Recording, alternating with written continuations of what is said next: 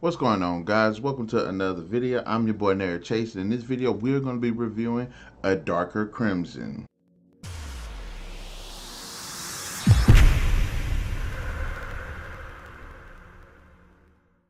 A Darker Crimson is the fourth installment in the Crimson City series, and this book was written by Carolyn.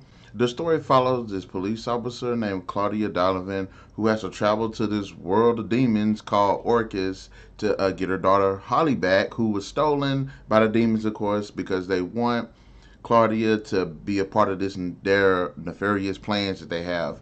And she is assisted by this mysterious vampire named Tibiru Corza. But I'm going to go ahead and just call this guy Corza because I don't know how to say his freaking first name. I've been a fan of the Crimson City series for a while now, and even though I haven't read the last three books, I did really enjoy the setup and build up of the original series. Of the original six, I actually thought it was actually a pretty interesting concept where you have demons and vampires and werewolves and humans all inhabiting this one city, and they have to learn to basically just live together. Otherwise, it's going to be all out war. A lot of people die because in the past there it was. Now, we're following this pretty close knit story about Claudia Donovan, and as a character, I actually liked her. Now, the story is pretty interesting. The reason why the demons have kidnapped Claudia's daughter to get her to Orcus is actually a pretty interesting one. And I'm not going to really go into the specifics of why they need her, but I will say that it's a pretty interesting story. Yes, it's not actiony.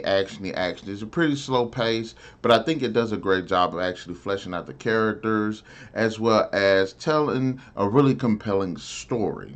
There is a pretty interesting developing arc there as well, and I think it's actually done and it's actually warranted by the end of the book. There are really only four major characters in the story. There's this Claudia Donovan, her daughter Holly, Corza, and this demon named Lath. Now, Claudia is this tough as nails police officer woman. She's badass. She's tough.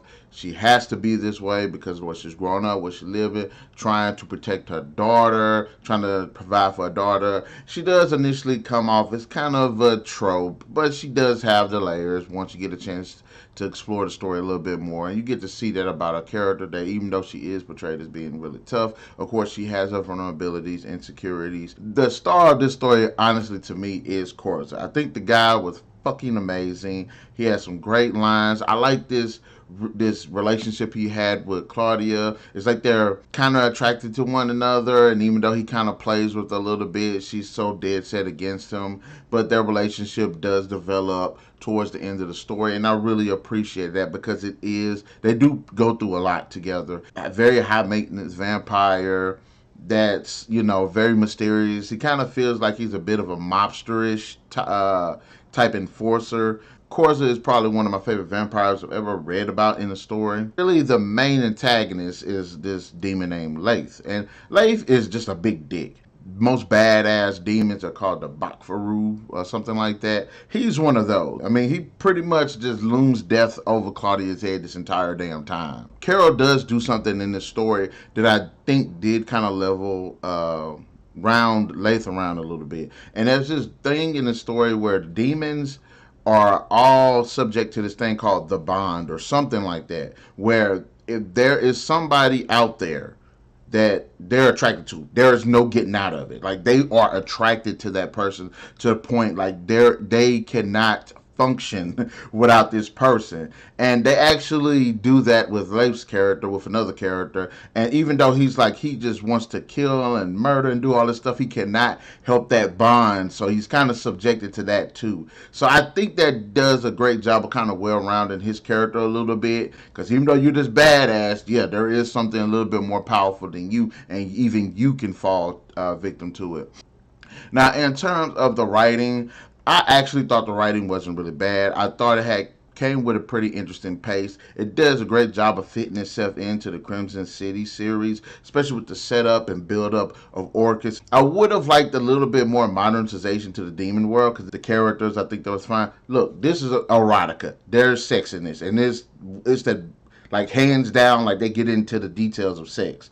There's no getting out of that. There are some extreme sex sequences in this, and there's even kind of a rape sequence that happens too. Just throwing it out there now. And I think Carolyn Jewell has a very interesting writing style, and I think it does work for what, again, for being in this series. I think it does work really well. I think she does have a good gift when it comes to description and keeping the pacing going within sequences. Guys, in the end, A Darker Crimson, to me, is actually a good read. If you like the Crimson City, if you like those erotic, supernatural romance stories, if you like just an interesting, somewhat neo-noir type, detective type story with supernatural elements in it, I think this right here will be a really good read for you. If you're a fan of the series, you'll definitely appreciate it. The characters are pretty interesting. It's entertaining to follow. The story is pretty evenly paced, and it's an interesting premise. The author does a really good job with the writing, with the characters, and the dialogue, and overall just handling the book. I will say A Darker Crimson definitely deserves a 4 out of 5. Alright then, guys, in the comment section below, let me know, did you like this read? Have you read the Crimson City novels? And if you have, tell me which one is your favorite and tell me which one is your least favorite. Don't forget, guys, that we do upload videos every week. Be sure to hit that like, share, subscribe, and that notification button to get the best of what's going on this channel, because hitting that notification button will let you know when we upload or when we stream, and we do it weekly. So, alright then, guys, we'll catch you guys later on the next video. Y'all have a good one.